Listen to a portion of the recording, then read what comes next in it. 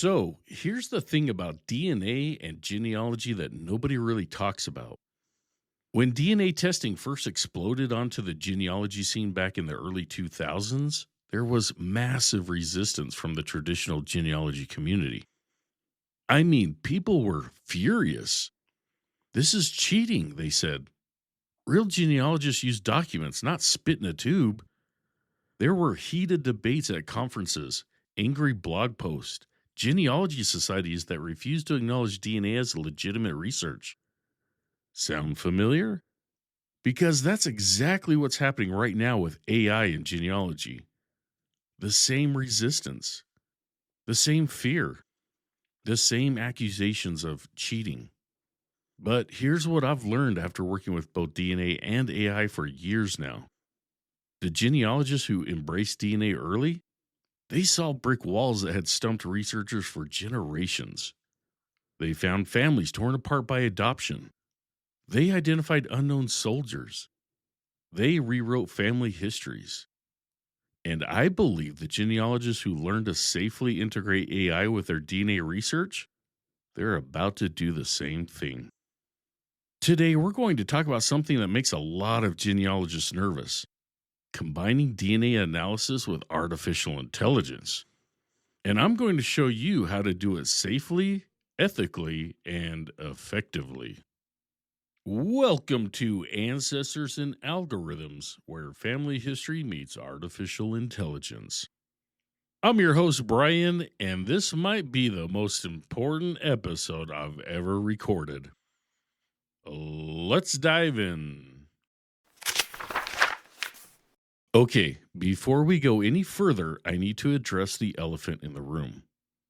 I know a lot of you are thinking, wait, you want me to upload my DNA data to an AI chatbot? Are you out of your mind? And you know what? That's a completely legitimate concern. In fact, it's a smart concern. Your DNA data is some of the most personal, sensitive information you have. It reveals not just things about you, but about your parents, your children, your siblings, your cousins, people who never consented to having their genetic information analyzed by AI. So let me be crystal clear about something right from the start. If you don't feel comfortable using AI tools for DNA analysis, I completely respect that decision. I am not here to pressure you, convince you, or tell you that you're wrong for being cautious. Privacy concerns about genetic data are valid, and you should never do anything with your DNA information that makes you uncomfortable. This episode is for the genealogists who have been wondering, could AI help me understand my DNA results better? Or is there a safe way to do this? If that's not you, that's totally okay. You can skip this episode or just listen to understand what others are doing. Still with me? Okay, good. Now, here's what I've discovered. There's a huge difference between uploading your raw DNA file to an AI chatbot and using AI to analyze information you derive from your DNA results. And that distinction is everything. Let me give you an example. I've got a DNA match on Ancestry. Let's call her Sarah. She shares 850 centimorgans with me. We have 47 shared matches. Our family trees overlap in one specific area, a small town in Pennsylvania in the 1870s. But I cannot for the life of me figure out exactly how we're related.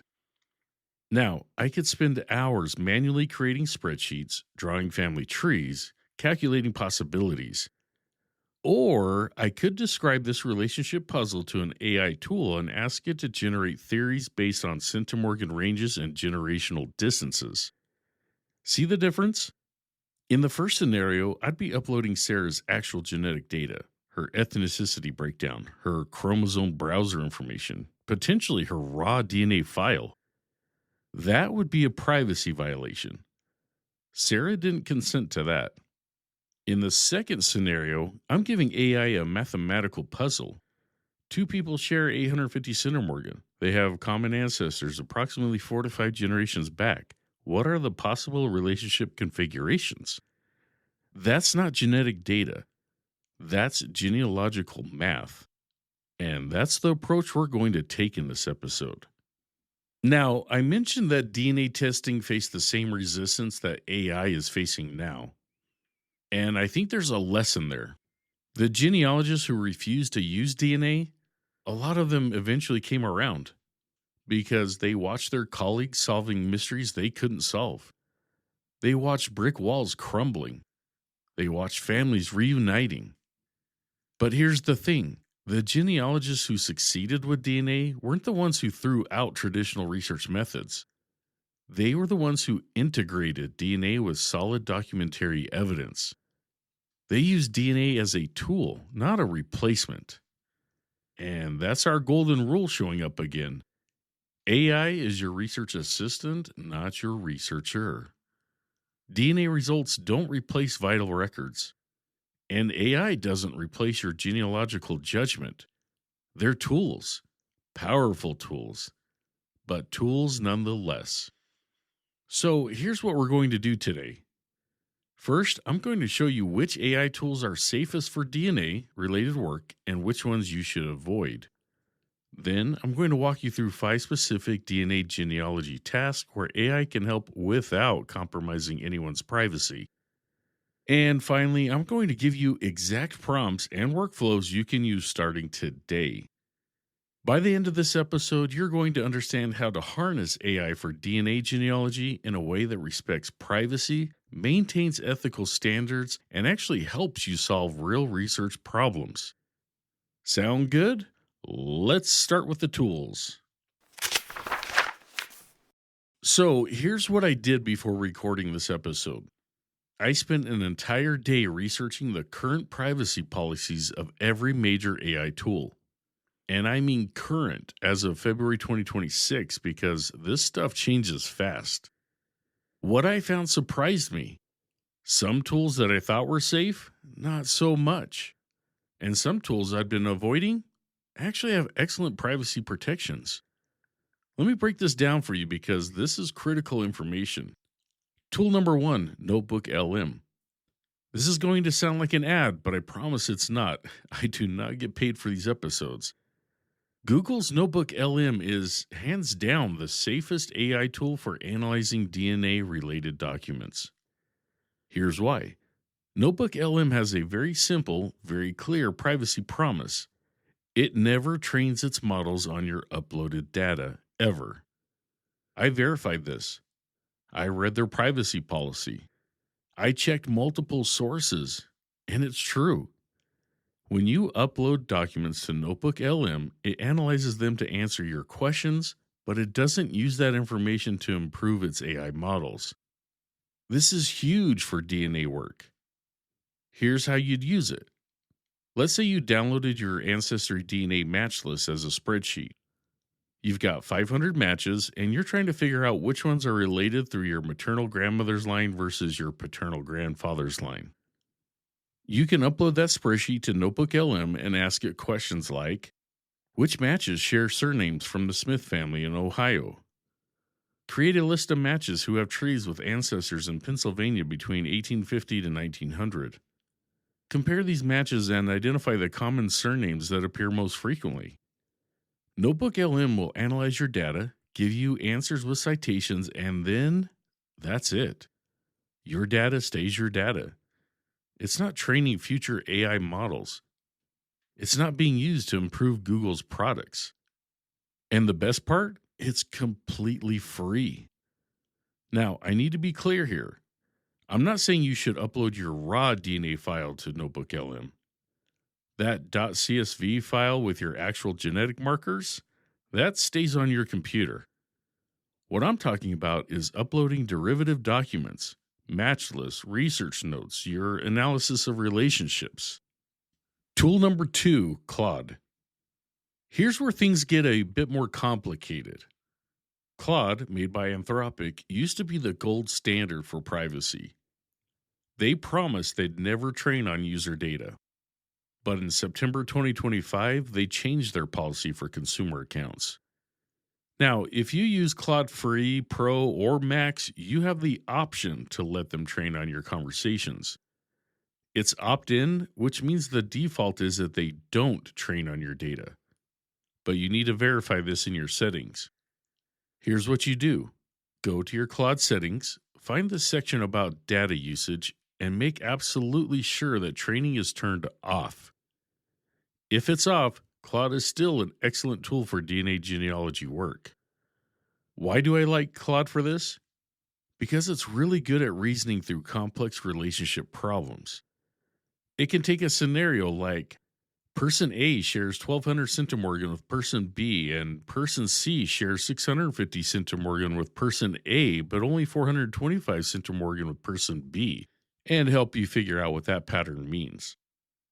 But, and this is important, even with training turned off, I still wouldn't upload actual DNA files or chromosome browser screenshots with identifiable information. Use Claude for the mathematical and logical analysis, not for processing raw genetic data. Tool number 3, ChatGPT Health. Now, this is interesting. In January 2026, OpenAI launched something called ChatGPT Health. It's a separate, isolated space within ChatGPT specifically designed for health related conversations. Here's what makes it different: conversations in ChatGPT Health are encrypted separately, stored separately, and this is the key part, not used to train OpenAI's foundation models. Could you use ChatGPT Health for DNA genealogy questions? Technically, yes. It's designed for health data, and genetic data falls under that umbrella. But here's my take: I'd use it for understanding the science of genetic genealogy. Questions like, explain how xDNA inheritance works, or what does it mean when siblings share different amounts of DNA with the same cousin, but not for analyzing your actual match data. For actual match analysis, I'd stick with Notebook LM. Tool number 4, Perplexity. Perplexity is excellent for one specific DNA genealogy task: research. Let's say you're trying to understand endogamy in Ashkenazi Jewish communities, or you want to know more about how African American genealogists use DNA to trace pre 1870 ancestors, or you need to understand what phasing means in genetic genealogy. Perplexity excels at this because it searches the web and gives you answers with citations. You can ask, explain endogamy and how it affects DNA matching in genealogy research, and you'll get a comprehensive answer with links to genetic genealogy blogs, scientific papers, and educational resources. But Perplexity isn't where you upload match data or analyze relationships. It's for learning, not for processing your specific data. Tool number 5, Gemini via Google AI Studio. One more tool worth mentioning: if you have old genetic genealogy documents, maybe a letter from a genetic genealogist from the early 2000s, or handwritten notes from a DNA conference, Gemini 3 through Google AI Studio has incredible handwriting transcription capabilities. But again, we're not uploading DNA results. We're using it as a transcription tool for genealogical documents that happen to be about DNA research. Okay, let me pause here and give you the safety rules. Never upload to any AI tool raw DNA data files, .csv, .txt from testing companies, chromosome browser screenshots with match names visible, full match lists with email addresses or contact information, genetic data about living people who haven't consented. Safe to work with in AI tools: anonymized relationship questions, like two people share 850 centimorgan, what's their likely relationship? Centimorgan math and probability calculations, general genetic genealogy education questions, your own research notes about DNA, names removed, published genetic genealogy methodology questions. Make sense? I want to emphasize again, if any of this makes you uncomfortable, you don't have to do it. There are genealogists who solve DNA mysteries without ever using AI, and that's perfectly valid. AI is a tool, not a requirement. Use what works for you and respect your privacy boundaries. All right, now that we've covered which tools to use, let's talk about how to use them. I'm going to walk you through 5 real DNA genealogy scenarios where I've used AI successfully. These are techniques I actually use in my own research, and I'm going to give you the exact prompts so you can try them yourself. Task number one, understanding centimorgan ranges and relationship possibilities. This is probably the most common DNA question. Quote, we share X centimorgans, how are we related, end quote. And here's where AI is actually brilliant because it can instantly calculate all the possible relationships that fit a specific centimorgan range. Let me show you how I do this. Let's say I have a match who shares 425 centimorgans with me. We have no shared surnames in our trees. I need to figure out how we're related. I open Notebook LM because it's private and won't train on this, and I use this prompt. Based on genetic genealogy standards, what are the possible relationships between two people who share 425 centimorgans? Please provide 1. The most likely relationships, 2. The possible generational distance, 3. The probability of each relationship type, 4. What additional information would help narrow this down? Notebook LM comes back with a comprehensive answer. 425 centimorgan could be a great grandparent, great grandchild, great aunt, great uncle, half uncle, first cousin, or half niece, half nephew. But here's where it gets really useful. I can then ask follow up questions. If this matches 425 centimorgan and we have no shared surnames in our family trees going back to 1800, what does that suggest about the relationship? What are the most likely scenarios? And now AI helps me think through possibilities I might not have considered on my own. Could be a relationship through a female line where surnames changed. Could indicate an adoption or a name change. Might suggest the connection is through a less documented immigrant ancestor. Could point to a non parental event, NPE situation. See what happened there? I didn't give AI anyone's actual genetic data. I gave it a math problem and asked it to help me think through logical scenarios. This is AI as your research assistant, not your researcher. I still have to go verify everything with actual genealogical research, but AI helped me brainstorm possibilities I should investigate. Task number 2, analyzing shared match patterns. Here's a more complex scenario. Let's say you're working with 3 DNA matches. Match A, 650 centimorgan to you. Match B, 480 centimorgan to you. Match C, 520 centimorgan to you. And here's the interesting part. Match A and Match B share 920 centimorgan with each other. Match A and Match C share 725 centimorgan with each other. Match B and Match C share 0 centimorgan with each other. What does that pattern tell you? This is where AI really shines because it can process these complex relationship triangulations faster than you can draw them out on paper. Prompt for Claude with training off. I need help understanding a DNA match pattern. I'm trying to determine how 3 matches are related to me.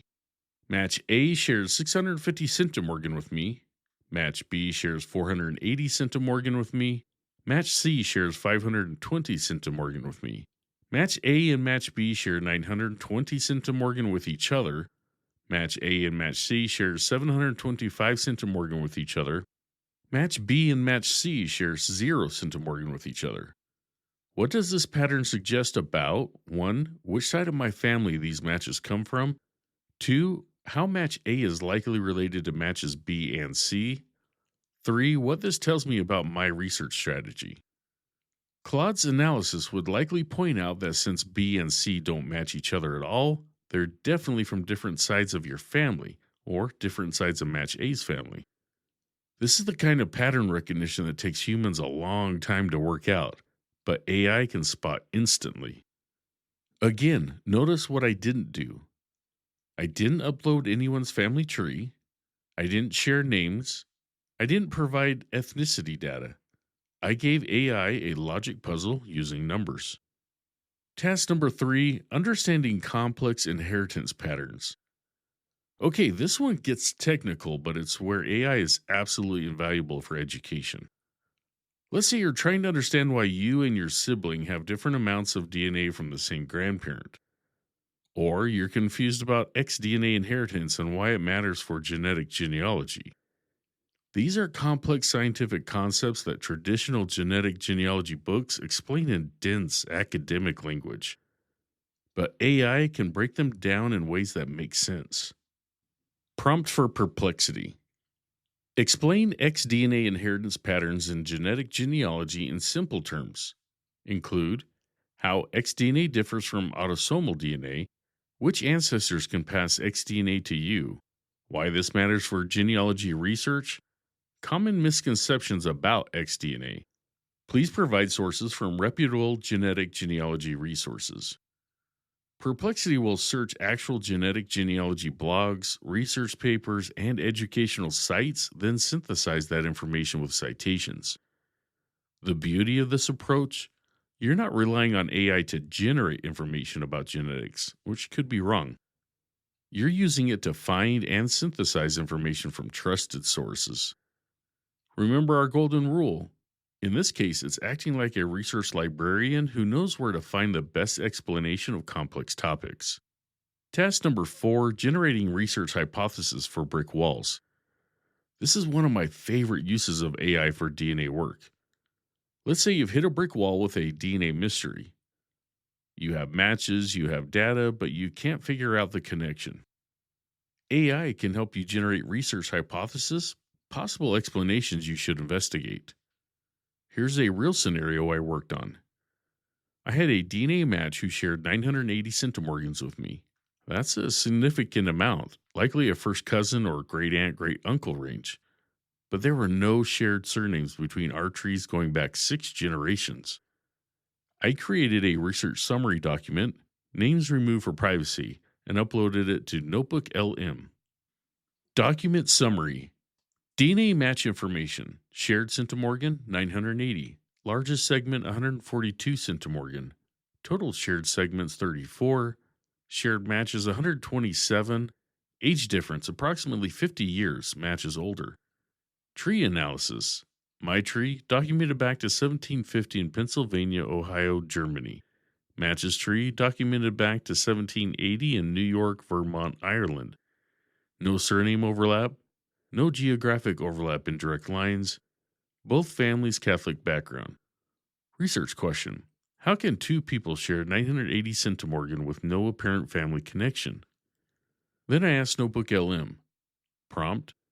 Based on this DNA match information, generate 10 possible research hypotheses that could explain this relationship. Consider possible adoptions or name changes, female lines that might connect us, immigration patterns, religious ethnic community connections, documentation gaps. For each hypothesis, suggest what records I should search to prove or disprove it. And here's what happened. Notebook LM generated hypotheses I hadn't considered. One of them was consider whether either family had connection to Catholic orphanages or charitable institutions, which were common in both Pennsylvania and New York in the mid 1800s. That single hypothesis led me to research Catholic orphanages in both states. And guess what? I found a connection through a great great aunt who had been placed with a Catholic charity in Philadelphia, then adopted by a family in New York. Would I have thought of that on my own? Maybe eventually, but AI helped me get there faster by systematically generating possibilities based on the data I provided. Task number 5, creating DNA research study guides. Here's a use case that I think will blow your mind. Using AI to create customized study materials for understanding your own DNA results. Let's say you've been working on a specific DNA mystery for months. You have notes scattered everywhere in notebooks, in ancestry message threads, in Word documents, in emails to other researchers. You can upload all those notes with names anonymized to Notebook LM and ask it to prompt. Based on all the documents I've uploaded about this DNA research problem, create 1. A timeline of what I've discovered so far. 2. A summary of the key questions still unanswered. 3. A list of the matches involved in their relationships to each other. 4. A research plan for the next 3 months with specific tasks. 5. A one-page cheat sheet I can reference when working on this mystery. Notebook LM will analyze all your scattered research and synthesize it into organized, actionable information. This is particularly useful if you're working on a complex NPE, non parental event case, or an adoptee search where you have dozens of matches and need to keep track of how everyone relates to everyone else. Before we move on, let me give you one more reminder.